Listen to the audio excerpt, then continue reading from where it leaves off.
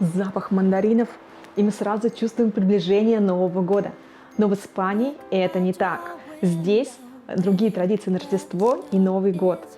И я подготовила для вас очень интересный новогодний квиз про Испанию.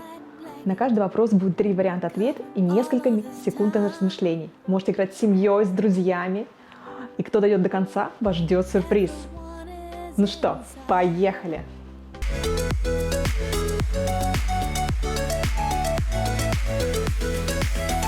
Первый вопрос. С кем празднуют Рождество? А. С семьей. Б. С друзьями. С. С друзьями и семьей.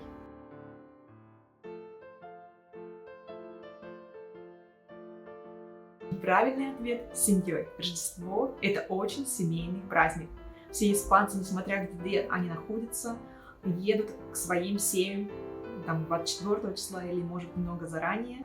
Вечером 24 декабря все города Испании вымирают, потому что все празднуют его с семьей. Реально такая тишина, спокойствие, что не свойственно Испании. Второй вопрос. Что все испанцы ждут в рождественскую ночь по телевизору? А. Речь президента. Б. Рождественскую сказку. С. Речь короля.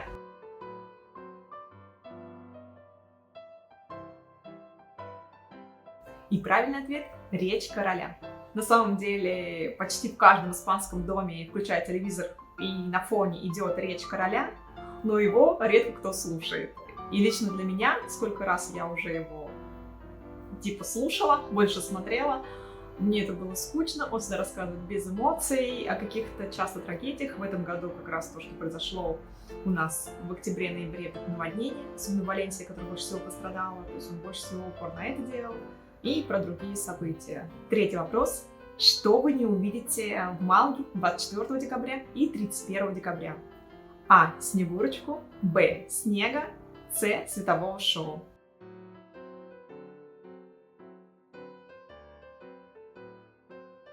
Именно в эти дни вы не увидите светового шоу в центре города. Ни на Кафедральном соборе не будет никакой проекции, ни улица Лариус, самая известная пешеходная, они тоже не будет музыкального светового шоу. Что многие, я знаю, русскоязычные жители хотят использовать этот день, когда очень спокойно, особенно 24 декабря, да, когда все испанцы по домам сидят, и хотят этим воспользоваться и прийти, когда нет народу, и посмотреть это шоу, когда вся улица для тебя. Но тут облом.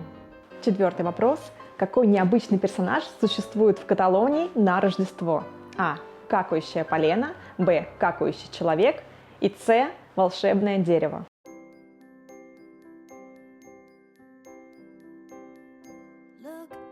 И правильный ответ – какающая полена, которая называется кагатио. Это распространено именно в Каталонии, в Андалусии такого нет. И дети обычно это полено кормят перед Рождеством, то есть там в течение какого-то времени, и потом на само Рождество они его бьют палкой, это полено, и оно как бы какает подарки. Вот такая необычная, немножко странная традиция для нас. Пятый вопрос.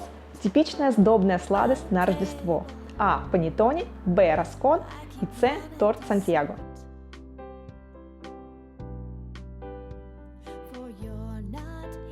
Правильный ответ – это панеттоне. Необычно, на самом деле, эта сладость пришла из Италии, но она стала очень популярной в Испании последние 15 лет. Просто кратно возросла покупка этого сладости испанцами. Раньше в испанских семьях это не было распространено, сейчас очень часто покупают, и многие кондитерские ее делают.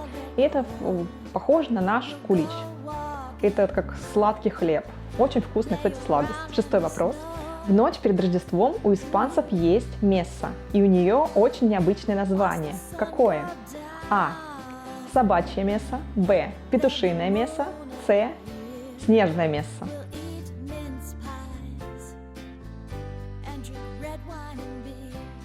Правильный ответ – петушиное месса, или как по-испански «миса де галло». Я читала, с чем это связано такое название, то что она же проходит ночью, то есть в полночи там какое-то время, и, соответственно, с криком петухов начинается новый день, поэтому она называется петушиная. Мы даже в этом году хотели на нее попасть, но не получилось, так как где мы праздновали в городке родителей мужа, там священник, он один священник на 2 пуэбла. Соответственно, он в одном городке то есть, проводил 8 вечеров, в другом 12. И, то есть, когда мы в 12 приехали, там ничего не было. Там было именно в нашем городке 8 вечера место. Поэтому мы так ее не увидели. 7-й вопрос. Какой праздник Испании испанские дети больше всего ждут подарки? А. Новый год. Б. Рождество. С. Праздник трех королей.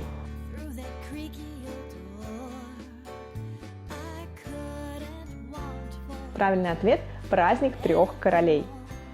Это по-нашему волхвы, которые приносили дары Иисусу при рождении. Соответственно, они приносят подарки детям. 8-й вопрос посложнее. Как зовут этих трех королей? А. Гаспар, Бальтазар и Хуан. Б. Бальтазар, Мельчор и Себастьян. И С. Гаспар, Мельчор и Бальтазар.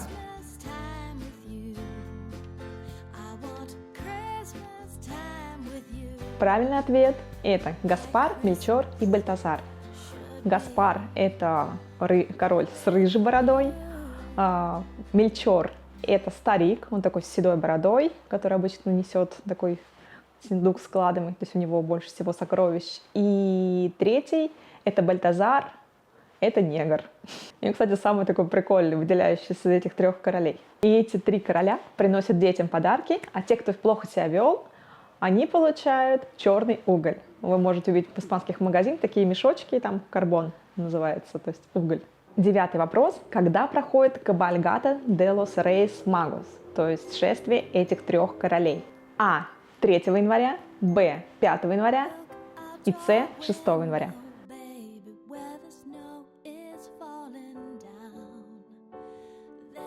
Правильный ответ – 5 января.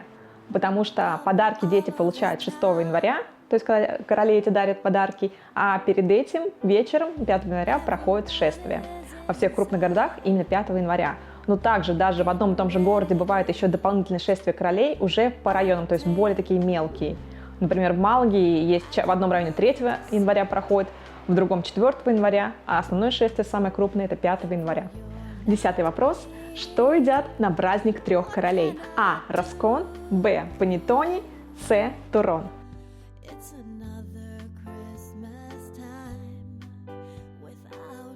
Правильный ответ – раскон. Это такая сдобная сладость с дыркой в середине, и в прослойке у нее крем обычно. Можно и без крема купить, там либо сливки, либо бывает такой шоколадный крем, абсолютно бывает разный. Сейчас вообще уже кондитерские делают что угодно, даже с фисташками. 11-й вопрос. Что можно найти в расконе? А. Король, Б. Боб и С. Король и Боб.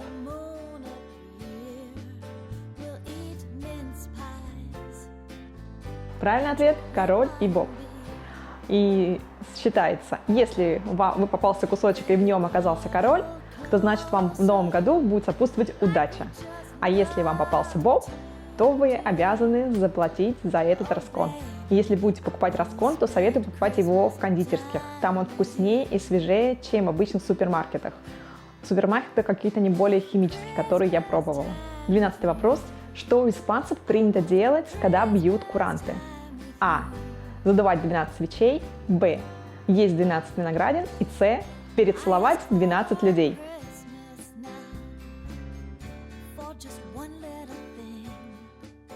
Правильный ответ – это съесть 12 виноградин. Считается, что когда бьют 12 курантов, вы едите этот виноград и загадываете желание. Можно загадать желание на каждую виноградину, то есть их 12, а можно одно большое желание, как делают многие испанцы. Главное – не подавиться. Подают небольшие баночки с виноградом, либо бывает так, как в виде тарелочки, какой-то в меркадоне. Там 12 виноградин, они все без косточек и очень маленькие, поэтому подавиться очень сложно. 13-й вопрос. В какой одежде принято встречать Новый год? А. В красном свитере с оленями. Б. В красном белье. И С. В красных сапогах.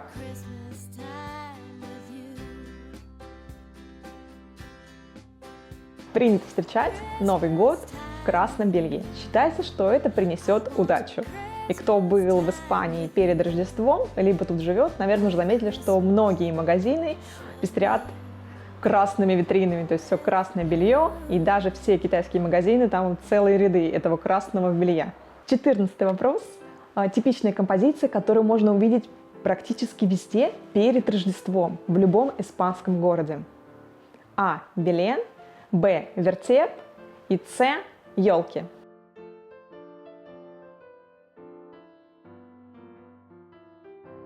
И, конечно, правильный ответ – это Белен. На самом деле Белен и вертеп – это одно и то же. Белен – это испанское слово, то есть композиция рождения Христа. Ее ставят в испанских домах, не знаю, в садиках, в государственных учреждениях, в церквях, да где угодно. Бывает просто невероятно красиво. Даже есть Белены из шоколада. Представляете? 15-й вопрос. Вы можете не любить телевидение, не смотреть телевизор, как и я, но все испанцы знают, что происходит на канале Антенна 3 перед Новым годом. Чего же они ждут? А. Выступление президента. Б. Новое платье ведущей. И С.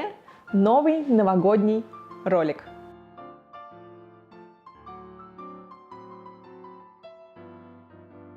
И правильный ответ – они ждут новое платье ведущей. Есть такая ведущая Кристина Педрочи, которая каждый год шокирует своим новогодним платьем. А каждый год ее платье представляет какую-то социальную проблему, на ней обращение к ней.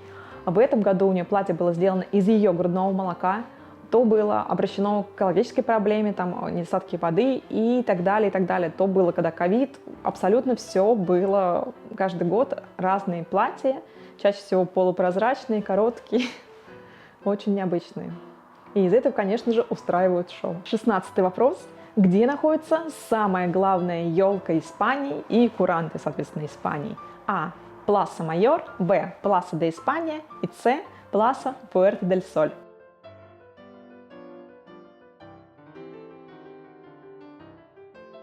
Правильный ответ – Пласа Пуэрто дель Соль, то есть солнечная дверь. Как раз эта ведущая Кристина Педрочи выходит на балкон в новом платье и прямо перед этой площадью. Ну и многие другие каналы, там несколько балконов, он не один. 17 вопрос. Теперь назовите, как называются две ночи. Первая ночь перед Рождеством и вторая ночь перед Новым годом. А. Хорошая, старая. Б. Старая, хорошая. И С. Волшебная, старая.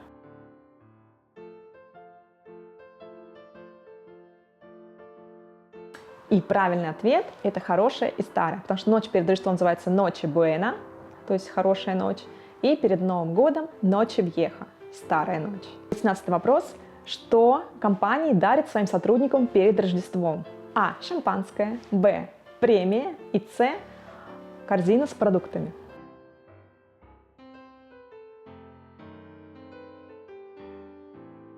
Правильный ответ – это корзина с продуктами, Cesta de Navidad. Это причем не только продукты, там обычно все хорошего качества, могут быть сладости, туроны, например, мантекада, различные колбасные изделия, как хамон, фуэт, все отличного качества, шампанское, вино, то есть вот такие разнообразные наборы, зависит от компании. Есть некоторые компании, которые и не дарят. 19 вопрос. Как называются рождественские песни? А. Navideñas, Б. Villancicos и С. Chirigotas.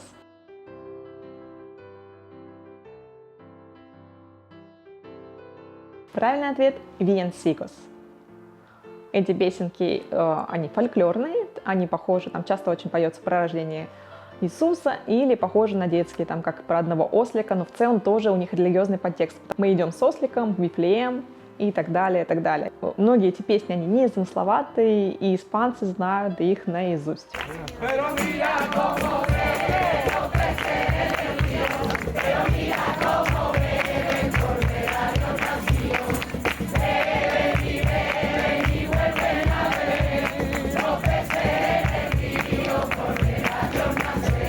У испанцев есть аналог нашего праздника 1 апреля, то есть День дурака.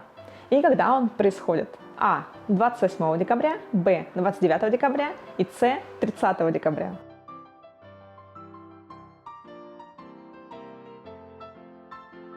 Правильный ответ – 28 декабря. Он по-другому называется Día de los Inocentes, то есть День невинных. В этот день испанцы могут подшутить друг над другом, хотя сильно так этого я не замечала, но также в этот день в Малаге, 28 декабря, проходит выступление горных деревень Малаги. с их народным танцем и музыкой «Вердиалис». Это вы могли услышать и на фере в Малаге, и также проходит это все время в декабре.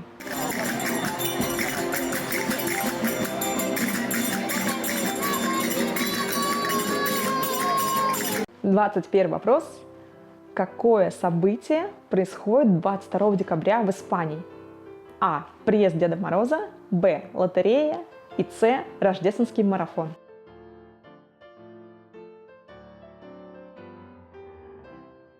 Правильный ответ – Рождественская лотерея, или как ее еще называют, Эль Гордо. У меня даже есть отдельный ролик про нее. Кто хочет в ней поучаствовать, посмотрите. Многим он помог разобраться в ней. И здесь можно выиграть огромный приз. И это уже традиция, и многие испанцы в ней участвуют. 22 вопрос. Этот цветок является символом Рождества. А. Флор де Паскуа. Б. Пуансетия. И С. Оба цветка.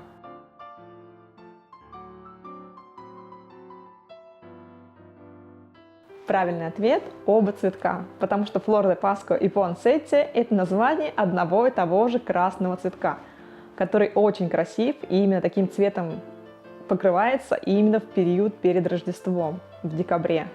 И им украшают улицы, дома, не знаю, администрации, все. Он просто везде. 23 вопрос. Это рассыпчатое печенье продают в Испании только перед Рождеством. А. Мантекада. Б. Туррон. И С. Браса де хитано.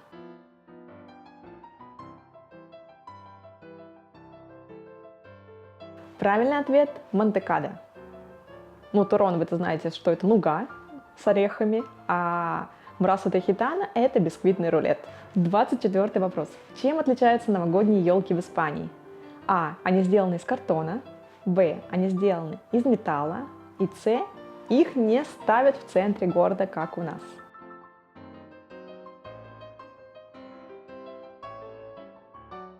Правильный ответ – они сделаны из металла. Точнее, это железные конусы, которые ставят во всех испанских городах. Конечно, бывают исключения, где-то делают искусственные елки, но чаще всего это железо. И у нас год 2025 и последний 25 вопрос. Как называется забег перед Новым годом? А. Сан-Сильвестре. Б. Сан-Себастьян. И С. Сан-Хуан.